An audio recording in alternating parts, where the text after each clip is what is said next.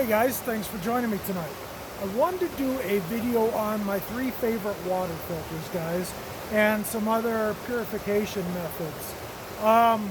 Guys, not every tool is right for every job, and when it comes to water filters, it's the exact same thing. So I'm going to go ahead and show you what I like, tell you why I like them, and then you use your best judgment on what to have for yourself. Okay guys, so the first thing is I like to have a water filter that's always with me. I know that sounds ridiculous, and most people don't do things that way, but I spend a lot of time in areas like this as well. I live in an area just like this. So I spend a lot of my time in areas such as this, as well as I'm in a very remote location. We've had lots of natural disasters. It just makes sense to have a water filter handy, and I pretty much just EDC it. I have a emergency tin. I'd encourage you to go check that video out and see kind of what I'm carrying in this environment. But I do have a water filter in it, so that worst case scenario, I've always got at least a method on me for purifying this kind of water. Okay, so guys, this is just a little Altoids type tin. No, it's not the exact same size as an Altoids tin. But inside, I don't know if you can see that there, but that is a Aquamira Frontier filter. Is it the absolute best tin on, is it the absolute best filter? It's definitely not, guys. It's economy filter. By my standards, I think they go about 11 bucks online. But basically, you've got this little filter, the little bell here, and I just go ahead and put that in the water. I have this straw on top of it, and then just drink, hypothetically, whatever water I had available.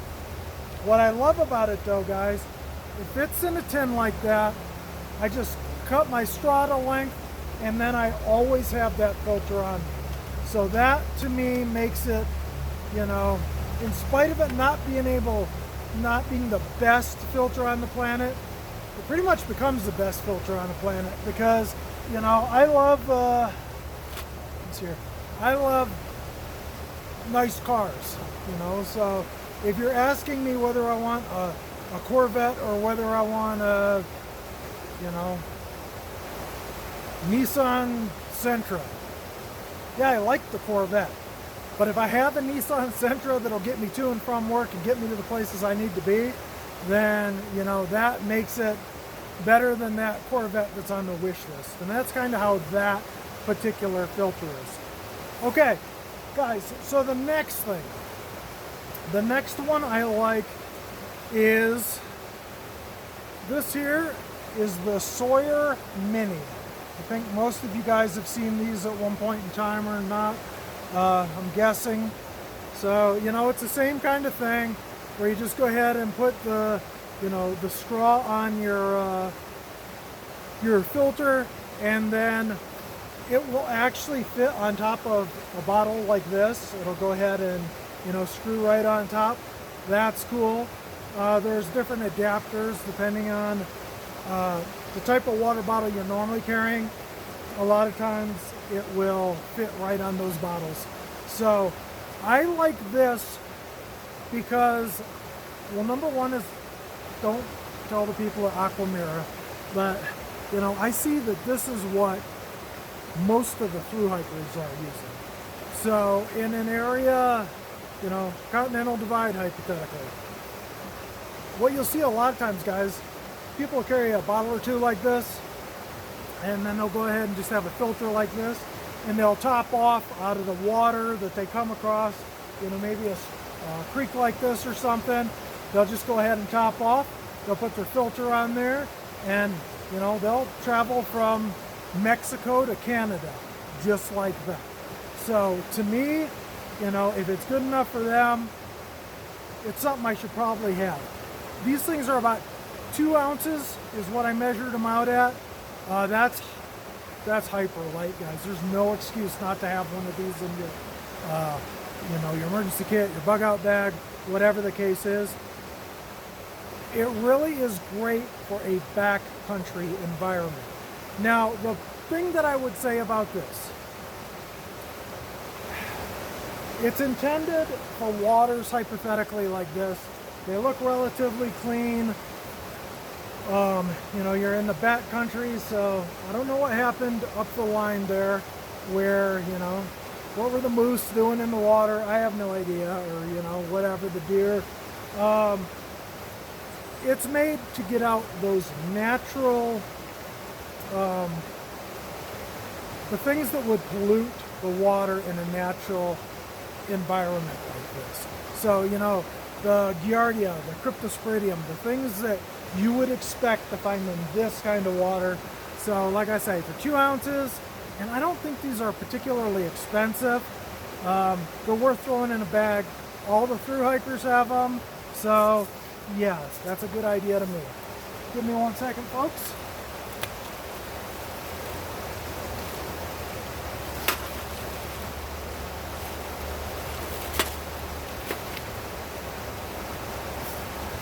Okay, after that, so this is like my favorite filter per se, in the sense of whenever I'm traveling, guys, I take this with me. Whenever I'm taking a vehicle, I normally have this with me if I'm going to go into anything that would look like a urban environment. You know, I live, like I say, a very remote area. There's not a lot of stuff here polluting the water. So, you know, my biggest thing is, you know, what did the critter do in the water upstream from me? That's an issue. But when you get to town, you have things like heavy metals. You have things like chemicals. You know, you think about them golf courses that they're fertilizing, or, you know, whatever it is. These, you know, different areas where they'd be using a lot of chemicals and whatever. A lot of times that's going to get into the water system. So in those areas, I'm not saying it's perfect, but I think this is better than both those other filters I showed for that sort of thing particularly. So this here is the Grayle. You guys are going to catch me on the spot here, and I don't remember, you know, this is the smaller of the two models. I believe it's called the ultrapress, and the other one's called the geopress, if I remember correctly. But like I say, this pretty much, you can just go ahead and put your water in, and you actually, you know, it's a press, kind of, it somehow or another traps a lot of the metals and, you know, the heavy metals, chemicals, and, you know, filters the water. And then after that, you've got, you know, probably that much water available, and you can just go ahead and pour it into your, you know, better bag. I say a better bag. Pour it into your, you know, water bladder or your canteen, or, you know, whatever else you might have for bigger water storage. Or you can just, you know, drink out of this and keep, you know, going along the creek and do the exact same thing later. So that's kind of the third option. Now, guys, with that third option, this is just me. I always try and keep a metal container. You know, historically that was a canteen and a canteen cup. Nowadays, like I say, it's more of a bottle and maybe something like this. But either way, you know, that nest in there really good. This is from a titanium French press that you'd use for, you know, your Gucci backpacking or whatever the case is. You know, do you need a French press on the trail?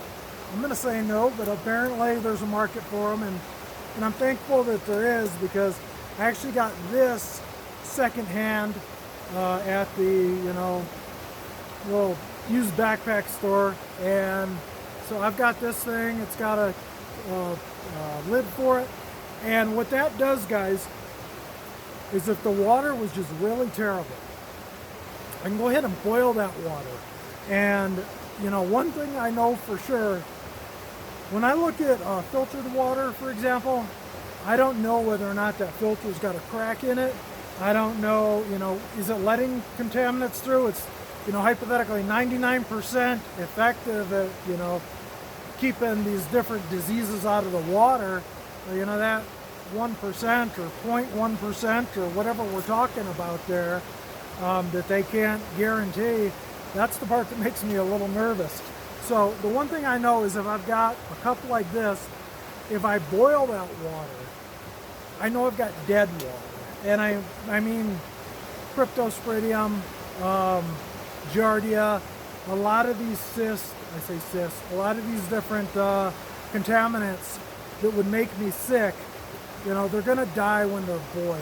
So, that's one of the reasons that I always keep something like this as a backup.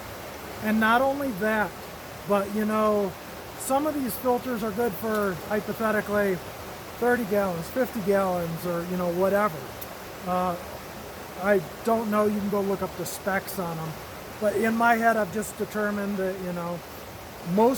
I think everything I've got here is good for at least 30 gallons.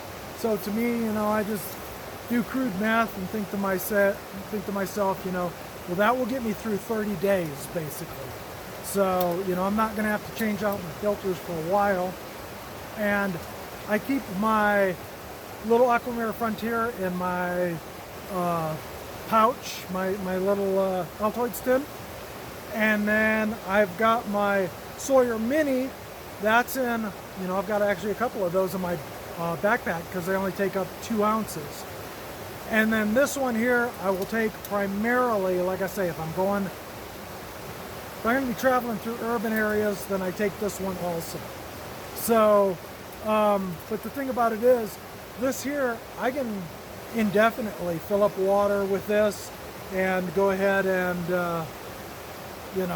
have safe drinking water. Beyond that, one last little thing I'll throw in. Let me see here. I guess I'll wait for now. But I'm a big believer in your purification tablets, guys. It's really cool. If I have that 1 liter, smart water bottle with me, or a 1 liter bottle or container of some sort, it gives me the ability to, just take some of this water, drop a purification tablet in it, and then once again, it's going to kill most of the crud that would be in that water that would make me sick. So, they're super light, they're not very expensive. I'll normally buy them about, once every year or two, and, have a bunch of them, split them up between my different kits or bags or whatever.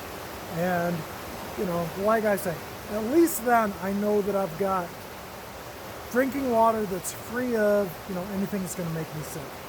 Guys, thank you so much for joining me today. I really appreciate it. Please check out some of my other videos, guys. I've got some good videos on both Altoids tins, backpacks, and different stuff regarding outdoor skills and this type of subject. Please go check those out. Hit the like, hit the subscribe. I appreciate you visiting with me. Thank you guys so much. Have a wonderful day. Bye-bye.